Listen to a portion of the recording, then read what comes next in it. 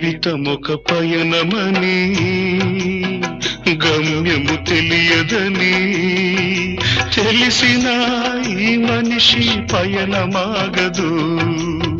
జననం ధర్మమని మరణం కర్మమని తెలిసిన జనన మరణ చక్రమాగదు. మరణం తథ్యమని ఏ జీవికి తప్పదని తెలిసిన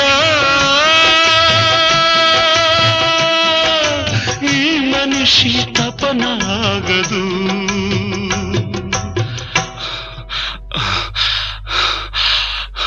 ఈ బ్రతుకు తపనాగదు. ఆగదు ఏ నిమిషము నీ కోసము.